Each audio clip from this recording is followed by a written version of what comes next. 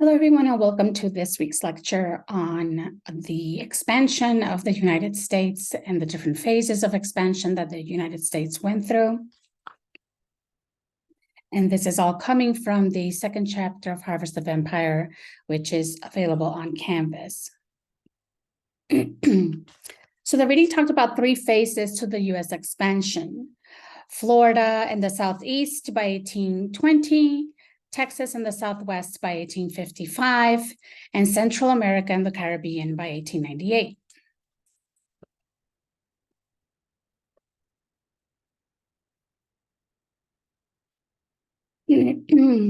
Now, there were certain aspects that drove the acquisition of Florida.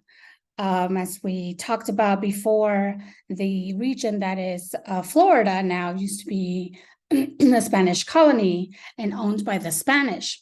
And so there were a number of things happening that led to the United States acquiring this area.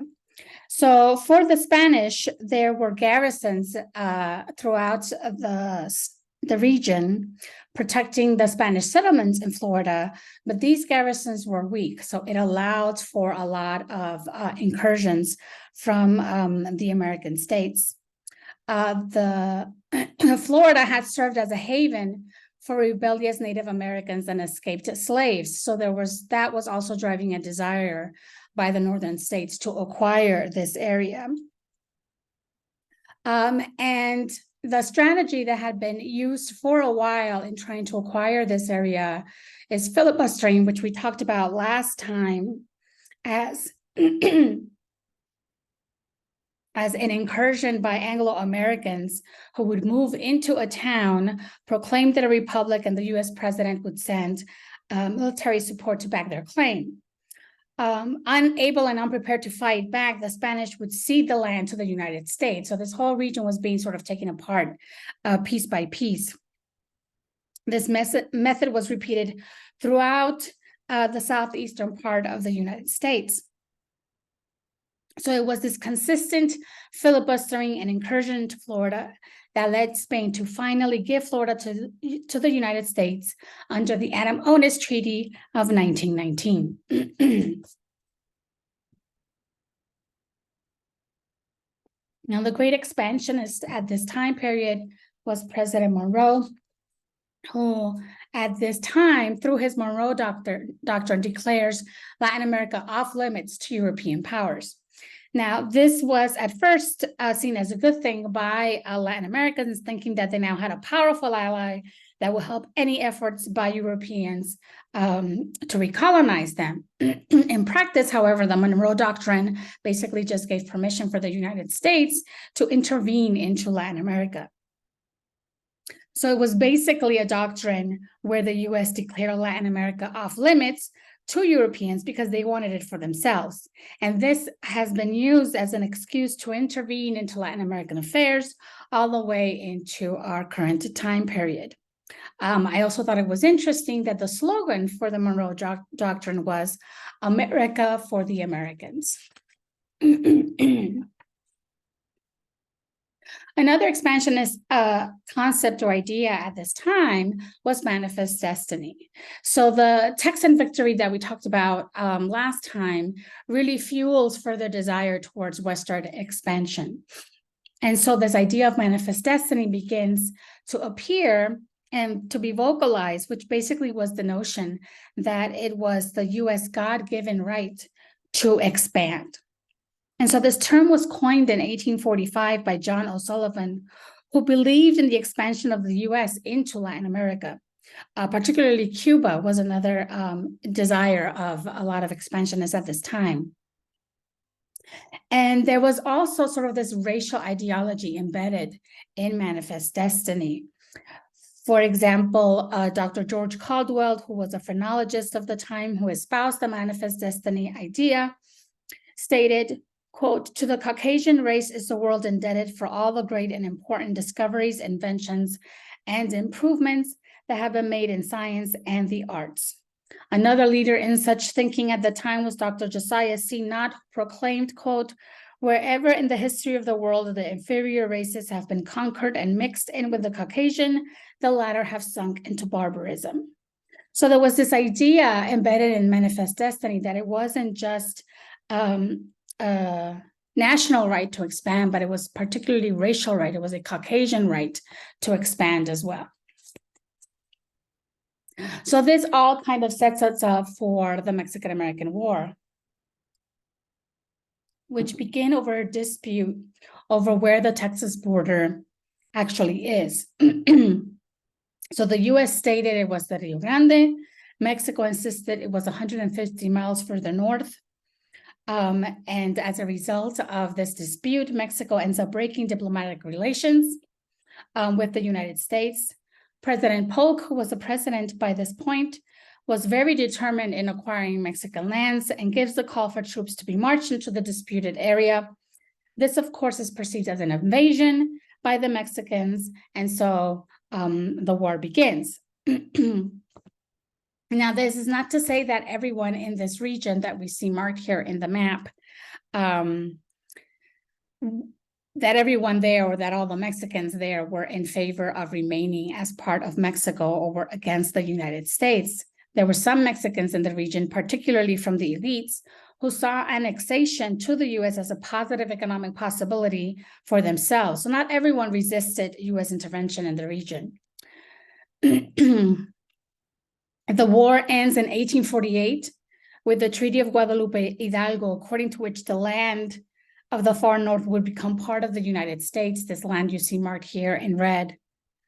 But the treaty clearly stated that the rights and property of the residents of this area were to be guaranteed. And as we will see as we go on through particularly Mexican-American history, this is something that is still disputed today, that the rights and property rights that were promised through the Treaty of Guadalupe Hidalgo for Mexicans living in this region at this time were not respected. There was also debate in the United States at this time about how much of Mexican land to take for themselves as the winners, the victors of the war. But there was concern over how much of the land to incorporate, and the concern was around race. Some argued that by taking too much land, the country would be absorbing millions of racially mixed Mexicans, which in the long run might threaten the Anglo-Saxon majority. So they decided to take this northernmost part of Mexico because it wasn't as populated as the rest of Mexico. The Gadsden Purchase of 1853 completes the deal, buying up the small strip that you see there that was left out of the original treaty. Now, there were significant economic gains made as a result of acquiring the Southwest by the United States. The largest prize, of course, was California, because a year after signing the treaty, gold was found, and the gold rush begins in California. The reading also talked about the racial interactions during the gold rush, where Anglo prospectors resented the mining skills of the Mexicans and South Americans, resulting in racial violence, including lynchings of Mexicans. Eventually, to give Anglo miners an advantage, the 1850 miners' taxes imposed by the state as a foreign miners' tax. Other industries that provided wealth to the United States at this time was the large herd of cattle available in the Nueces Strip, which is why they wanted the border lord. In New Mexico, there was significant sheep herding. In Arizona, there was copper mining. And of course, in California, as we see even to this day, was agriculture. So we see that acquiring this area was significant economic gain for the United States. This period also begins the relationship between Mexico and the Southwest in terms of Mexican immigrants being needed as laborers, because someone needed to continue to work the copper mines, the sheep herding, the cattle ranching, the agriculture in California. There was significant labor still needed for all of these industries, and that labor was Mexican labor. So this resulted in an increase of the original population that was in the Southwest when the US took over the region, and with it increasing the influence of Mexican culture in this area. Now, one would think that once you get to the Pacific Ocean, that's it. There is no more land to grab and make part of the United States. But as we saw in the reading, those expansionist desires continue, particularly into Central America. And the interest in Central America is to figure out a way to build a canal that would allow business owners an easy route to get to the West Coast from the East Coast. At this point, the only way to do that is to go all the way down around the southern tip of South America to be able to get to California.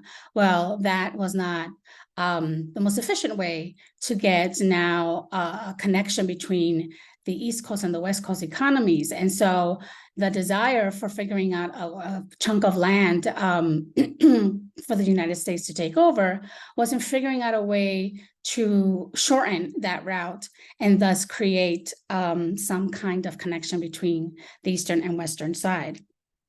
So as we saw in the reading, there is competition between interests, both in Nicaragua and Panama, which at this point is part of Gran Colombia. There's disputes over which route was the best and easiest through which to build a canal. There are different plans that are proposed and started and put into place. For instance, in Panama, they created a railroad by a New York merchant who claimed, and the building of this railroad claimed 4,000 lives, including Chinese and West Indian laborers. Vanderbilt his idea was a combination of railroad and steamship line in Nicaragua. And so what we see is the signing of the 1855 Clayton-Bulwer Treaty between the United States and England, guaranteeing neutrality on any transoceanic canal built in the region. Now notice this treaty is between the United States and England. Nicaragua, Panama, none of the Central American countries are part of the conversation or part of this treaty. An extreme example of US intervention at this time is the example of William Walker, who goes to Nicaragua, seizes control of the country, and declares himself its president and successfully rules for 2 years, during which he reinstates slavery and allows for a great influx of US American settlers, thus acquiring lands for the United States. His actions were actually praised by people in the US and approved by the US government, which recognized him as the legal president of Nicaragua during those 2 years. Eventually, soldiers from Honduras are able to expel him, and eventually he finds his demise there. But at this point, Central America had already experienced the impact of his intervention and involvement of American settlers there, in particular, the creation of banana plantations that are owned by American companies, and having it become the prime industry in this region, which has lasted until today.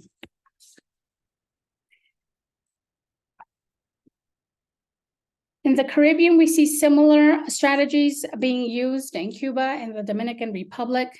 As I mentioned before, Cuba was of particular interest to North Americans, particularly for economic advancements as a way to gain economic control of the island. They also used filibustering there as well as another attempt to gain control of Cuba politically. There was significant investment already by the 1820s of North American investment in Cuba at this point, owning a significant number of plantations, and in a sense, turning sugar as one of the key productions of and exports of Cuba. In the meantime, US presidents kept offering money to Spain to buy Cuba, but the Spanish kept refusing. In the Dominican Republic, the US takes quick advantage of the newly developed nation after it successfully rebelled against the Haitian forces in the country. And we see again the elites in the Dominican Republic wanting and seeing annexation to the United States as an economic opportunity for themselves. While eventually the annexation attempts failed, the economic influence did not. Once again, we see North American and other European planters arriving to the Dominican Republic and turning sugar into the leading crop there, including the North American planter family, which established the largest sugar plantation in the Western Hemisphere, called the Central Romana.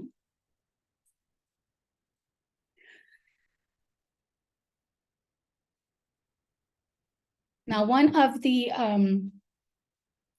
other events that happens at this time is the United States Civil War. Usually when we're talking about annexation, we go from the US-Mexico War to the Spanish-American War, because these are the events in which we see the United States acquiring, right, and acquiring land and intervening into different parts of Latin America. But we forget that sort of in the middle there in the 1860s, the US has its Civil War. And so, of course, during this time period, there's sort of a hiatus in the expansionist movement at the time, because the focus is on whether even the nation itself is going to stay united at this point. But one of the things that we never, if ever, hear about when talking about the American Civil War is the involvement of Mexican-American soldiers. And so what we see is that Mexican-Americans fought on both sides of the Civil War. Many faced discrimination from fellow Anglo soldiers who called them greaser soldiers. More Mexicans fought on the side of the Confederacy than the Union, which might be surprising to you. And the majority of those were from Texas, while many of those that fought for the Union came from New Mexico and California. And their interest in fighting for one side or the other in the Civil War really depends on their regional interests. So for instance, some fought against the Confederacy because they were against slavery. Others became involved, whether they fought for the Confederacy or for the Union side, just as a way to express their discontent over how the United States treated them once they became part of the US. So many of those that fought against the Union, it was their way of saying, we don't appreciate how we've been treated so far by the United States. So yeah, we don't like this country either. And so there were different kinds of reasons and motivations for Mexican Americans to participate in the Civil War. But I think one of the key takeaways to take is that Mexican Americans were there. They fought for both sides, and that this is a part of U.S. Civil War history that we rarely, if ever, get to hear.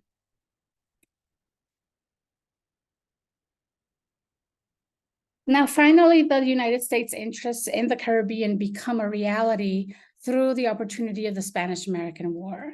And so you have to kind of understand what the climate was like in the US that led to this interest in joining this war that was already taking place, right? There was already a war in Cuba against the Spanish, and they were fighting for independence for Cuba. And that had been happening for years, right? And so the question became, how can the United States become part or involved in this conflict so that they could finally acquire the main prize that they wanted out of the Caribbean at this time, which was Cuba.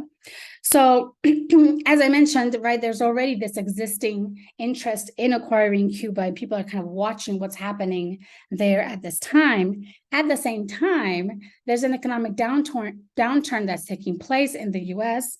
28 banks have failed in 4 months in the year 1893. There was a lot of labor unrest as a result. In 1894, there were more than 1,300 strikes and countless riots. So the administration at this time needed a distraction away from the economic problems at home and for a way to rally citizens around national unity.